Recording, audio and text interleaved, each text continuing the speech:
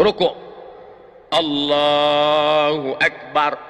Kepala jangan terlalu mendongak seperti kuda jantan melihat kuda betina. Jangan terlalu menunduk seperti sapi ketemu rumput, tapi datar. Andai diletakkan bejana mangkok di atas, maka tidak tumpah saking datarnya. Subhana rabbiyal azim wa bihamdih, subhana rabbiyal azim wa bihamdih, subhana rabbiyal azim wa bihamdih. Saudara kita yang dari Muhammadiyah ngambil riwayat yang enggak pakai wa bihamdih. Subhana rabbiyal azim, subhana rabbiyal azim, subhana rabbiyal azim, enggak pakai wa bihamdih. Ada lagi bacaan rukuk, ada subuhun qudus rabbul malaikati war ruh. Ada lagi subhanakallahumma wa bihamdika asyhadu an la ilaha illa anta allahumma rabbighfirli. Ada saya tuliskan beberapa bacaan-bacaan rukuk.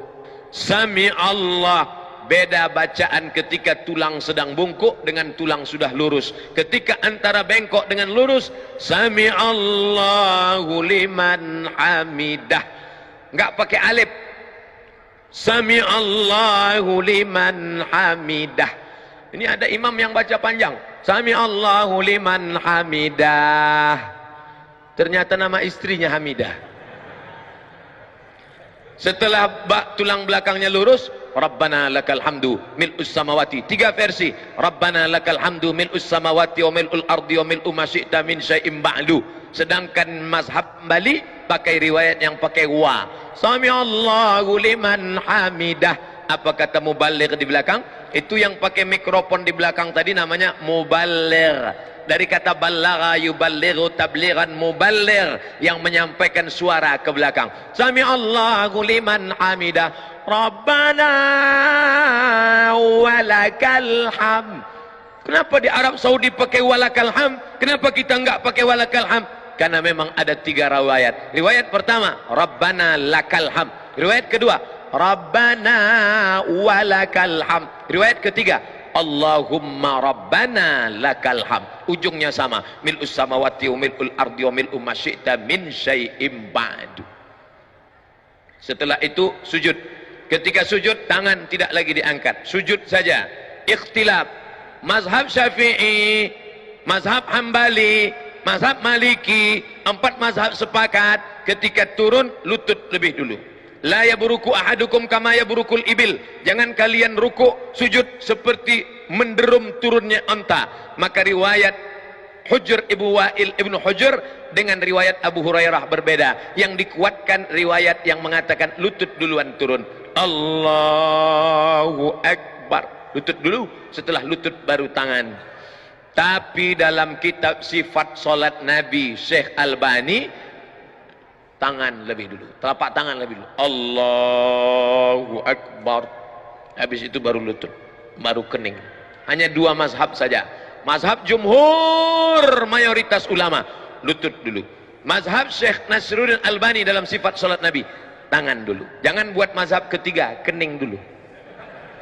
Enggak ada itu. Nah, lalu kemudian dia pun sujud. Allahu Akbar. Subhana rabbiyal a'la wa bihamdih, subhana rabbiyal a'la wa bihamdih, subhana rabbiyal a'la wa bihamdih. Allahu Akbar.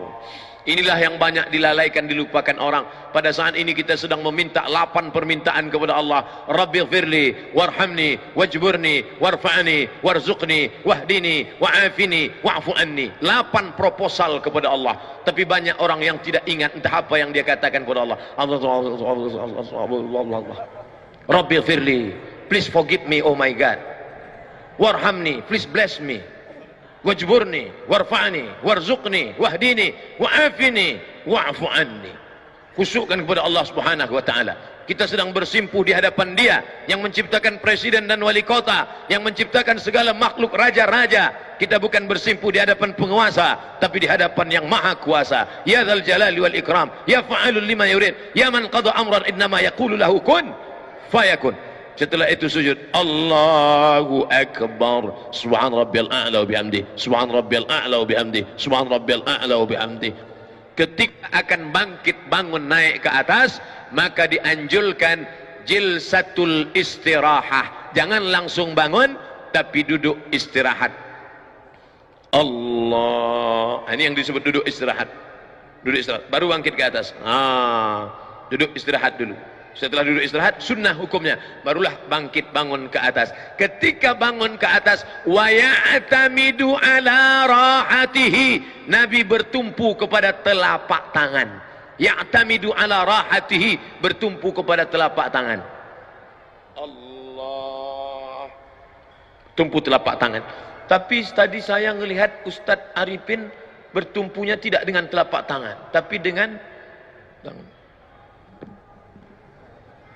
Loh, berarti Ustaz ngelihat? Iya. Mata saya kan terbuka. Waktu bangun bertumpu begini. Itu riwayatnya apa? Itu hadis, namanya hadis al-ajin. Ajana, membuat adonan tepung gandum. Orang Arab kalau buat tepung gandum itu dicampur pakai minyak samin, minyak sapi. Nggak bisa gini. Kalau gitu bakwan. Tapi buat adonan tepung gandum gayanya gini. Oh, gitu. Karena dia kental sekali. Maka ketika dalam hadis kalajin, bangun seperti orang yang buat adonan tepung gandum, maka bangunnya begini. Ikhtilaf. Yang satu mengatakan wa ya'tamidu ala rahatihi. Yang kedua mengatakan, Ustaz pakai yang mana? Saya pakai ala rahatihi. Tapi saya tak menyalahkan yang pakai. Atau begini. Tapi yang unik pendapat Syekh Ibn Utsaimin, ulama Saudi Arabia. Kata Syekh Ibn Utsaimin, ala rahatihi, begini, kal ajin, atau begini, au bi ghairihima, atau selain keduanya. Halo, ada lagi selain kedua? Ya, bisa begini, bisa begini, atau dia pemain karate, dia bangun begini. Ini masalah bukan rukun, bukan syarat, bukan sunat. Bukan rukun, bukan syarat, bukan sunat. Bukan rukun, bukan syarat, bukan wajib. Bukan rukun, bukan syarat, bukan wajib. Tapi sunat. Dilaksanakan baik. Maka tadi kita semua bangkit begini. Andai orang tidak pakai duduk istirahat, ya nggak apa-apa. Bangun dia langsung. Allahu Akbar. Boleh. Karena Nabi pun pernah melakukan itu ketika masih muda. Tapi ketika badannya sudah berat, maka dia pakai duduk jilsatul istirahah. Saya tidak urutkan rakaat 1, rakaat 2, rakaat 3, enggak. Kita hanya membahas yang ada masalah khilafiyah. Adapun yang enggak ada masalah, maka tidak kita permasalahkan.